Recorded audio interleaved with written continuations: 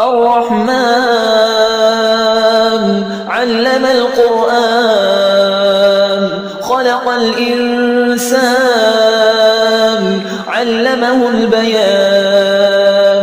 الشمس والقمر بحسبان والنجم والشجر يسجدان والسماء رفعها ووضع الميزان ألا تطغوا في الميزان وأقيموا الوزن بالقسط ولا تخسروا الميزان والأرض وضعها للأنام فيها فاكهة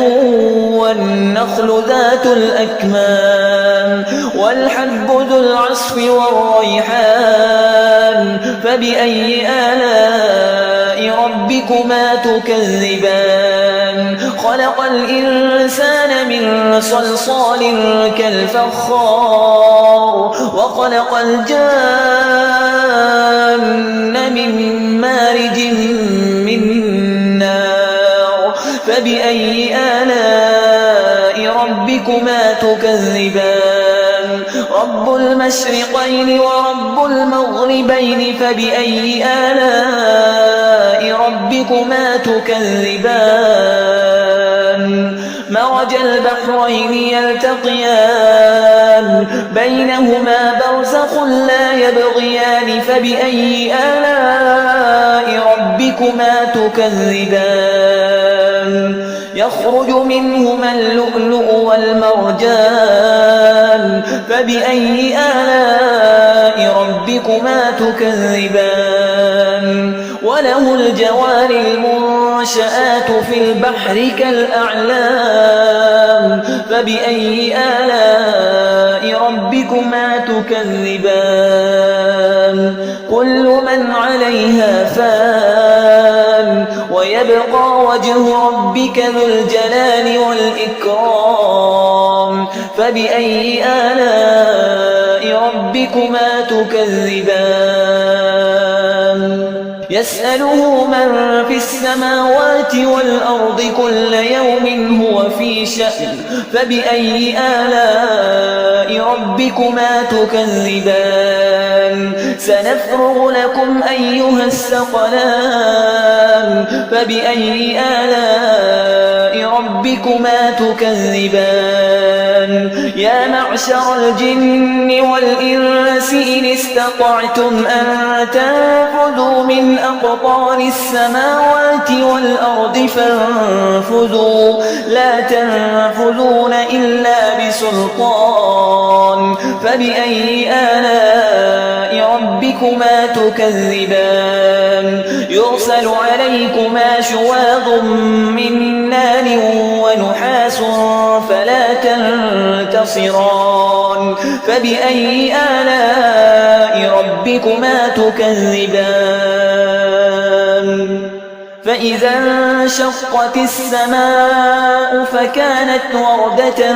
كالدهان فبأي آلاء ربكما تكذبان فيومئذ لا يسأل عن ذنبه إنس ولا جان فبأي آلاء ربكما تكذبان يعرف المجرمون بسيماهم فيؤخذ بالنواصي والأقدام فبأي آلاء ربكما تكذبان هذه جهنم التي يكذب بها المجرمون يطوفون بينها وبين حميم آن فبأي آلاء ربكما تكذبان ولمن خاف مقام ربه جنتان فبأي آلاء ربكما تكذبان ذواتا أفنان فبأي آلاء ربكما تكذبان فيهما عينان تجريان فبأي آلاء ربكما تكذبان فيهما من كل فاكهة زوجان فبأي آلاء ربكما تكذبان متكئين على فرش بطائنها من استبرق وجنى الجنتين دان فبأي آلاء ربكما تكذبان فيهن قاصرات الطرف لم يطمثهن إنس قبلهم ولا جان فبأي آلاء ربكما تكذبان كأنهن الياقوت والمرجان فبأي آلاء ربكما تكذبان هل جزاء الإحسان إلا الإحسان فبأي آلاء ربكما تكذبان ومن دونهما جنتان فبأي آلاء ربكما تكذبان مدهامتان فبأي آلاء ربكما تكذبان فيهما عينان نضاختان فبأي آلاء ربكما تكذبان فيهما فاكهة ونخل ورمان فبأي آلاء ربكما تكذبان فيهن خيرات حسان فبأي آلاء ربكما تكذبان حور مقصورات في الخيام فبأي آلاء ربكما تكذبان لم يطمثهن إنس